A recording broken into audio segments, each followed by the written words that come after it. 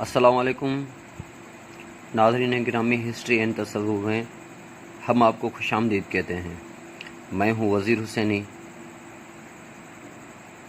اور جیسا کہ ہم اپنے موضوع کا باقاعدے سے آغاز کرتے ہیں، اور ہمارا موضوع ہے حضرت آدم علیہ السلام سے لے کر حضرت محمد صلی اللہ علیہ وآلہ وسلم تک کیسے انسان ذات پیدا ہوئی اور کیسے قبیلوں میں تقسیم ہو گئی۔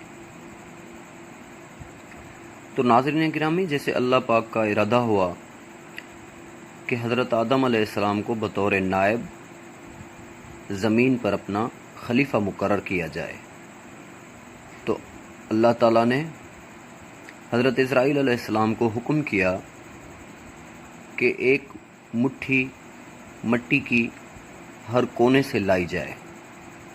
تو بحکم خداوندی حضرت اسرائیل علیہ السلام رنگا رنگی مٹی لے کر بارگاہ الہی میں حاضر ہوئے اور پیش کر دی،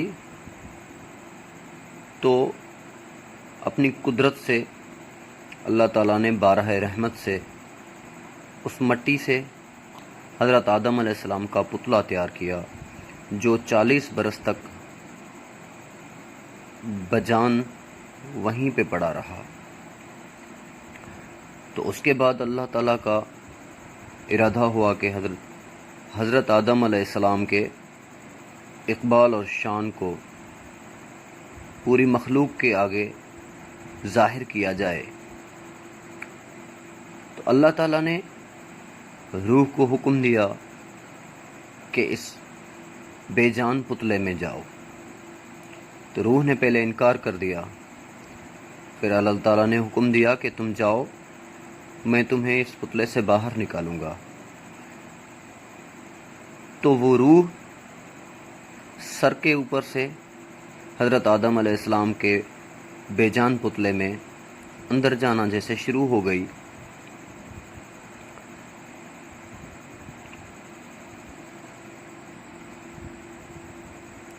تو جیسے اندر جانا روح شروع ہو گئی، تو وہ جسم جو تھا وہ مٹی کے بجائے گوشت میں تبدیل ہوتا گیا۔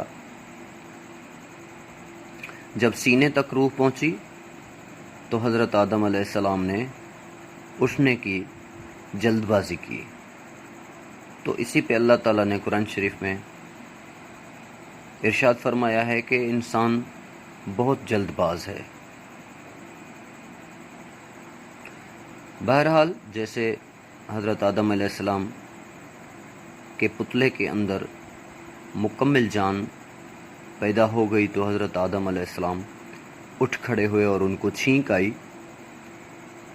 تو انہوں نے کہا الحمدللہ رب العالمین۔ تو اس الفاظ پہ اللہ تعالیٰ نے جواب دیا یرحمکم اللہ۔ تو حضرت آدم علیہ السلام کی پیدائش کے بعد ملائکوں کو یہ تسلسل پیدا ہوا کہ اس مخلوق کو اللہ تعالیٰ نے مٹی سے پیدا کیا ہے، اور ہمیں اللہ تعالیٰ نے نوری مخلوق بنا کر پیدا کیا ہے، اور ہم سارا دن اللہ کے حضور ارد گرد جمع رہتے ہیں، تو ہم شان میں حضرت آدم علیہ السلام سے بلند ہی ہوں گے۔ تو اللہ تعالیٰ نے بطور الہام حضرت آدم علیہ السلام کو ہر چیز کے نام بتائے، اور ملائکوں سے کہا کہ تم سب چیزوں کے نام بتاؤ۔ تو انہوں نے عرض کی یا خداوند، ہم کچھ نہیں جانتے سوائے اس کے جو تو نے ہمیں عطا کیا ہے، جو علم تو نے ہمیں دیا ہے۔ تو اس کے جواب میں اللہ تعالیٰ نے حضرت آدم علیہ السلام سے کہا کہ تم سب چیزوں کے نام بتاؤ۔ تو حضرت آدم علیہ السلام نے آسمان سے لے کر پوری دنیا میں جو چیزیں تھیں ان سب کے نام بتائے۔ تو اس کے بعد اللہ تعالیٰ نے ملائکوں سے حکم کیا کہ بطور تعظیم آدم کو سجدہ کیا جائے۔ سب ملائکہ نے سجدہ کیا سوائے ابلیس کے، اور ابلیس نے یہی جواب دیا کہ میں آگ سے بنا ہوا ہوں اور آدم کو تم نے مٹی سے بنایا ہے، تو یہ کمتر ہے اور میں بالا تر ہوں۔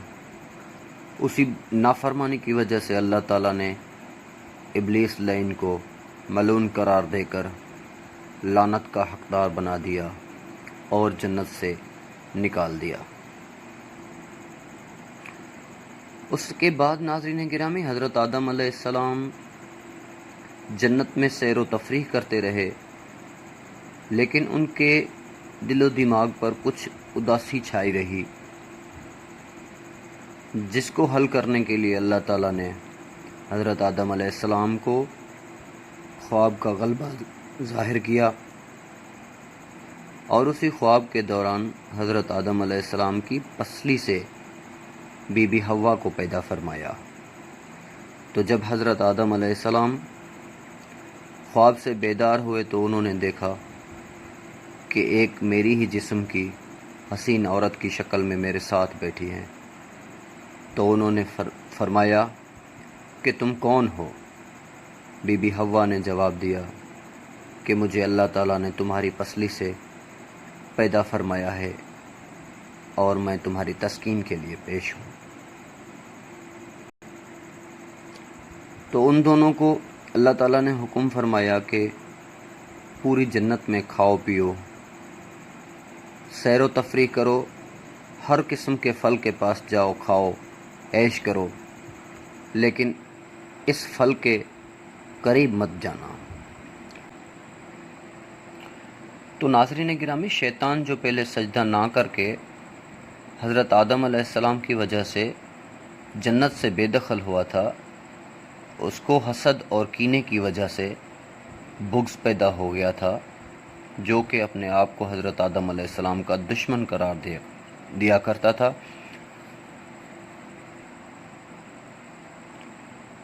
تو ابلیس لعین نے پہلے ایک ملائک کو کہا کہ تم میرے ساتھ رہا کرتے تھے، تو میری دوستی کا تمہارے اوپر حق ہے، اور تم مجھے جنت میں اپنے پر پہ چھپا کے لے کر جاؤ تاکہ میں اپنے دشمن سے بدلہ لے سکوں۔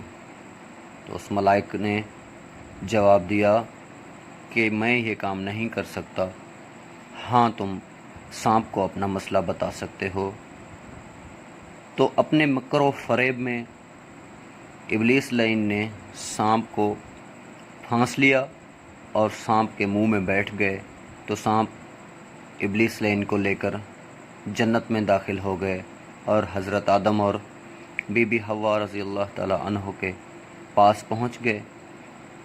تو ابلیس نے اپنے مکر و فریب میں ان کو ورگلانے کی کوشش کی کہ مجھے ڈر لگتا ہے اور مجھے تم لوگوں پر رونا آتا ہے کہ تم لوگ اس عیش و عشرت کی زندگی کو چھوڑ دو گے اور تمہیں جنت سے باہر نکالا جائے گا، اور یہ تمہاری زندگی جو ہے وہ موت میں تبدیل ہو جائے گی، اور تم ہر چیز کھا رہے ہو، لیکن ایک درخت کا میں تم لوگوں کو بتاؤں گا، اگر وہ درخت تم نے کھا لیا تو پھر تم پر موت نہیں آئے گی اور ہمیشہ اسی زندگی میں رہو گے اور جنت کی لذتوں کا مزہ لیا کرو گے۔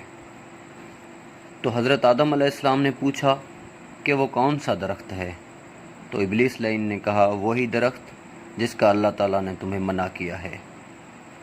تو حضرت آدم علیہ السلام نے جواب دیا کہ میں یہ نافرمانی نہیں کر سکتا۔ تو ابلیس کے سمجھانے کے بعد حضرت آدم علیہ السلام وہاں سے چلے گئے۔ تو بی بی حوا کو اس نے اپنے مکر و فریب میں مطمئن کر لیا اور سانپ سے گواہی دلوائی، اور سانپ نے بھی یہی جواب دیا کہ ہاں وہ درخت اگر تم لوگ کھا لو گے تو تم وہ لوگ ابدی حیاتی پا لو گے۔ تو بی بی حوا نے حضرت آدم علیہ السلام سے کہا کہ میں پہلے یہ درخت کھا لیتی ہوں، اگر مجھے کچھ ہو گیا تو تم اللہ پاک سے میری مغفرت مانگ لینا۔ تو ناظرین گرامی، ایسے ہی کچھ کتابوں میں یہ آتا ہے کہ حضرت آدم علیہ السلام سے نسیان ہوا، کیونکہ نبی معصوم ہے، نبی سے غلطی نہیں ہوتی،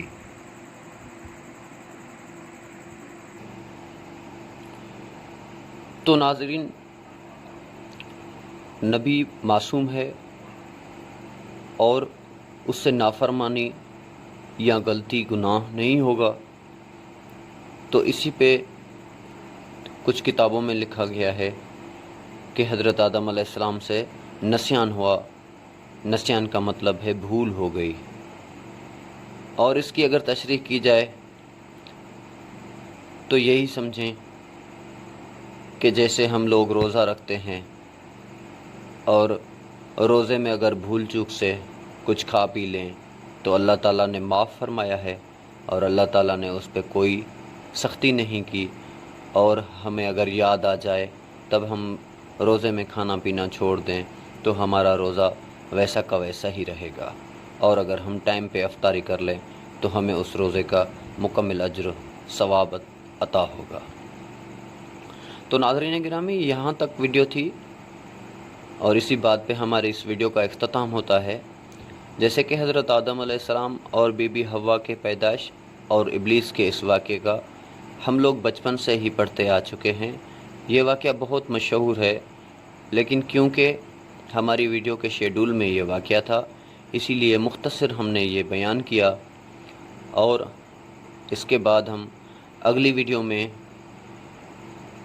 حضرت آدم علیہ السلام کو زمین پہ کیسے اتارا گیا اور وہاں سے اس کے بچوں کی پیدائش کیسے ہوئی، اور وہ کیسے قبیلوں میں تقسیم ہو کر پوری روئے زمین تک آج تک پھیلتے جا رہے ہیں۔ تو ہم لوگ حضرت آدم علیہ السلام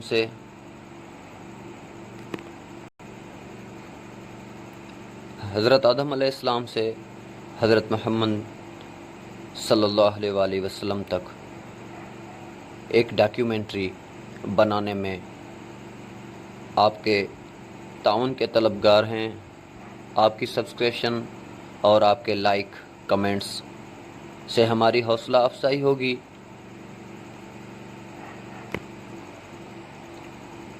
تو ناظرین گرامی، اگر ویڈیو میں مجھ سے کوئی غلطی ہو تو آپ اپنا دل بڑا کر کے مجھے معاف بھی کر دیں، اور ہو سکے تو مجھے کمنٹس کر کے درست کرنے کی کوشش کریں۔ جب تک دوسری ویڈیو اپلوڈ کی جائے تب تک کے لیے اللہ حافظ۔ وزیر حسینی کو اپنی دعاؤں میں یاد رکھیے گا۔ سدا خوش رہو۔